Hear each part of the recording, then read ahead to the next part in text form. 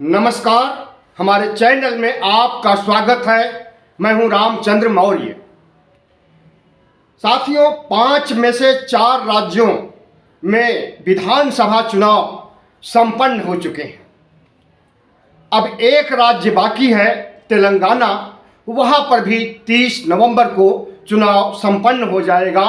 उसके बाद 3 दिसंबर को मतगणना की जाएगी और 5 राज्यों के प्रत्याशियों के भाग्य का फैसला जनता के सामने आएगा और किसी की सरकार बनेगी, किसी की सरकार जाएगी। लेकिन उसके पहले जिन राज्यों में चुनाव संपन्न हो गए हैं, वहां पर दिल थाम करके लोग इंतजार कर रहे हैं कि कब रिजल्ट आए और पता चले कि फला राज्य में किसकी सरकार बन रही है, किसकी सरकार जा रही है।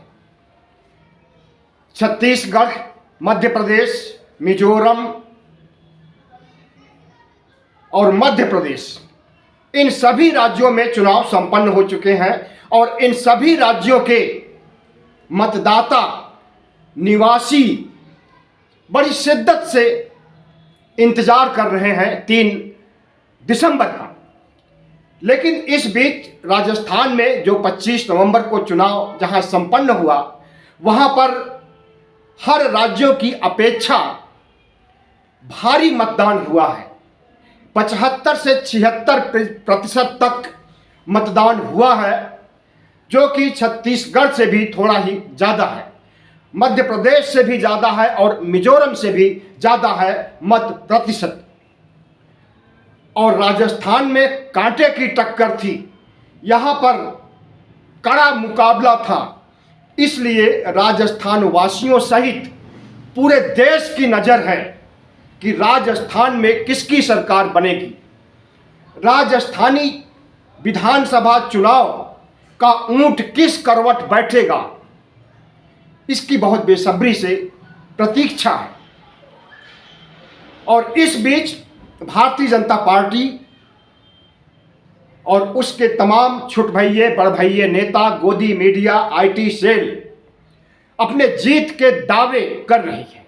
जो भारतीय जनता पार्टी इलेक्शन के पहले कहा करती थी कि हम 150 से ज़्यादा सीटें लाएंगे, वह भारतीय जनता पार्टी चुनाव संपन्न होने के साथ ही अब कह रही है कि 135 सीटें हम कम से कम लाएंगे। मतलब चुनाव के पूर्व जो उनका अनुमान था, उसमें से 15% की कमी हो गई, 15 सीटों की कमी हो गई चुनाव खत्म होने के बाद। और अब 135 के आंकड़े को कांग्रेस भी चिन्हित कर रही है और कह रही है कि 135 सीटें हमारी भी आएंगी। तो 135 कांग्रेस, 135 भारतीय जनता पार्टी, ये तो संभव नहीं है, क्योंकि टोटल 200 सीटें हैं राजस्थान में और उसमें से एक प्रत्याशी की मौत होने की वजह से सिर्फ 199 सीटों पर चुनाव हुआ है। तो अब जादुई आंकड़ा जो है 100 का आंकड़ा है। अगर जो प्रत्याशी की मौत हुई है उसकी मौत नहीं हुई होती तो 101 का आंकड़ा होता, लेकिन अब 100 का आंकड़ा है। 100 सीटें जिसको मिल जाएंगी उसकी सरकार बन जाएगी। भारतीय जनता पार्टी के साथ सर्वे एजेंसियां, गोदी मीडिया, आईटी सेल, जितने भी प्रचार तंत्र हैं, सब चीख चीख करके कह रहे हैं कि भारतीय जनता पार्टी की सरकार बनने जा रही। इसी तरह से बंगाल और कर्नाटक में, हिमाचल में भी जब चुनाव खत्म हुआ था तो उसके बाद भारतीय जनता पार्टी, गोदी मीडिया, आईटी सेल चीख रहा था कि हमारी सरकार बनने जा रही है। लेकिन उसका हश्र क्या हुआ आपने देखा। हमें लगता है कि वही हश्र यहाँ भी होने वाला है। राजस्थान, मध्य प्रदेश, छत्तीसगढ़ के चुनाव में भी भारतीय जनता पार्टी का वही हश्र होने वाला है जो हिमाचल और कर्नाटक में हुआ था। और जहां तक 5 राज्यों की बात है तो मिजोरम में भारतीय जनता पार्टी को अगर 2 सीट भी मिल जाए तो खैर मनाइए। वहां पर कुल 40 सीटें हैं। 40 में से 23 सीटों पर भारतीय जनता पार्टी के प्रत्याशी खड़े हुए हैं, बाकी सीटों पर नहीं खड़े हुए हैं।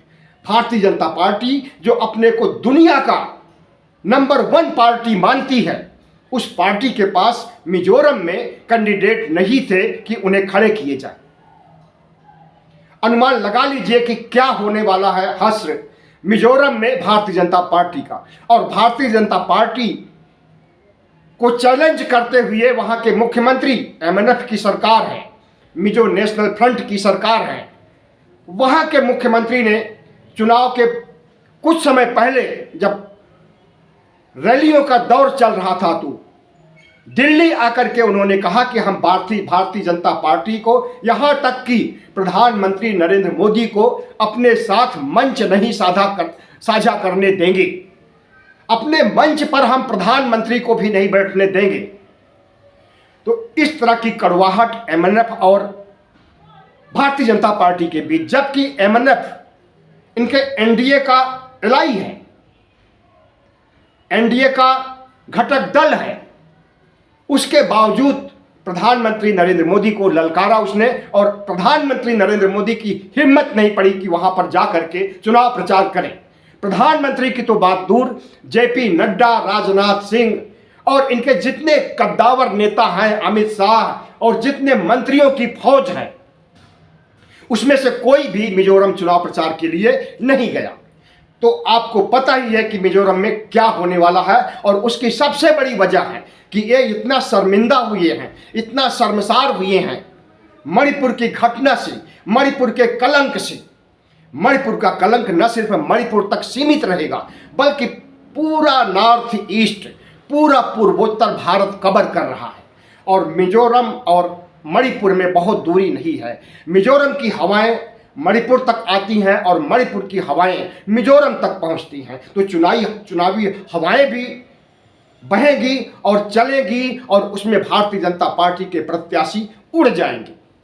बस इसी डर से वहां पर भारतीय जनता पार्टी प्रचार नहीं कर सकी। और इसका नतीजा ये है कि वहां पर त्रिकोणीय संघर्ष की तो बात दूर, भारतीय जनता पार्टी को 4 और 5 सीटें लाने के भी लाले पड़ जाएंगे।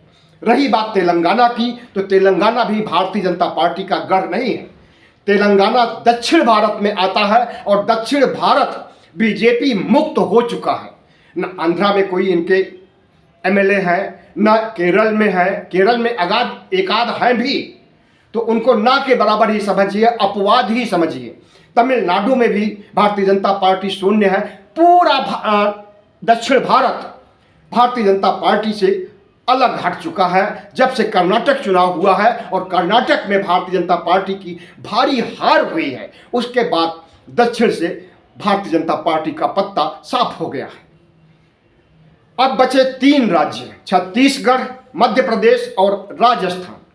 छत्तीसगढ़ में खुद गोदी मीडिया, इनका आईटी सेल चीख चीख करके, इनके सर्वे एजेंसियां चीख चीख करके कह रही है कि वहां पर बघेल की सरकार बनने जा रही है और भूपेश बघेल दूसरी बार मुख्यमंत्री बनने जा रहे हैं। मध्य प्रदेश में कांटे की टक्कर भारतीय जनता पार्टी के लोग, आईटी सेल के लोग, गोदी मीडिया जरूर कह रहे हैं, लेकिन वो अंदर से टूट चुके हैं।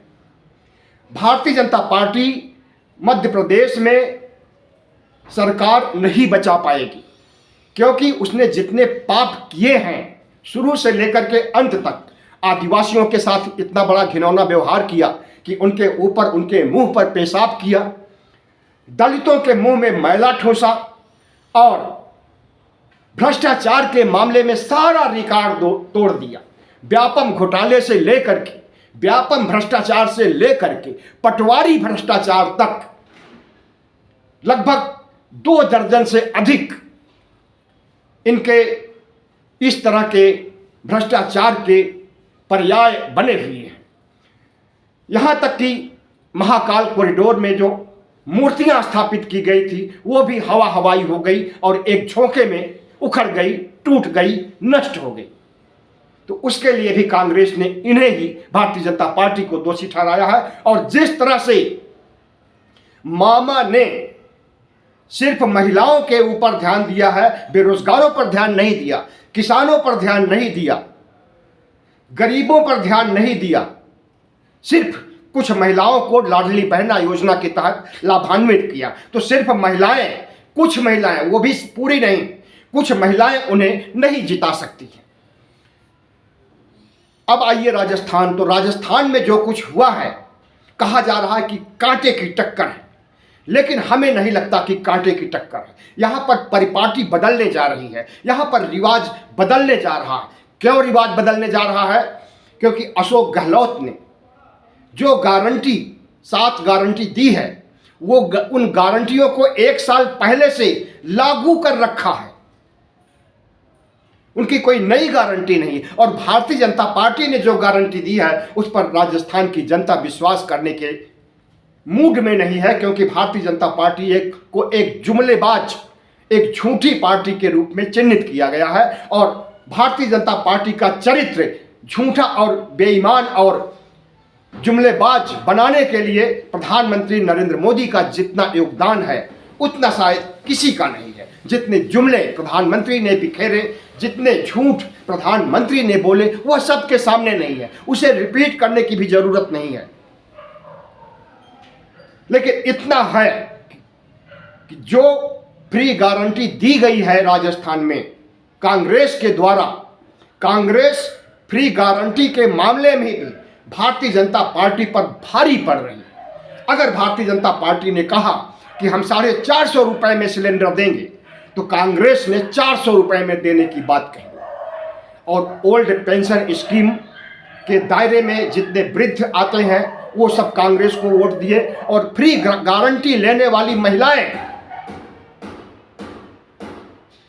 खास करके गांव और कस्बों में, एक मुश्त वोट कांग्रेस को दिया है।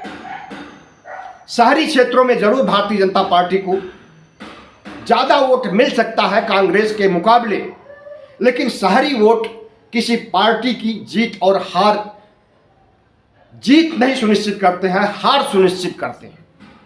क्योंकि आज भी भारत ग्रामीण प्रधान देश है।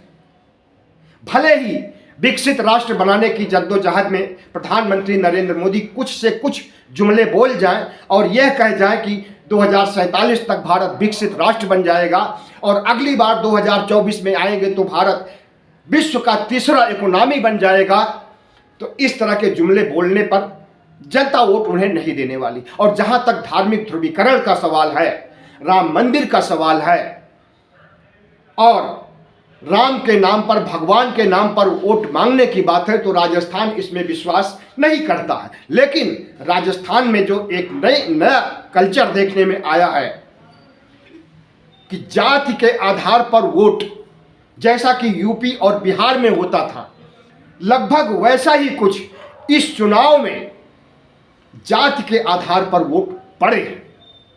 और तमाम जातियां लामबंद हुई हैं। जो जातियां कभी सभा सम्मेलन नहीं करती थी, कभी जातीय रैली नहीं करती थी, उन्होंने भी रैली किया।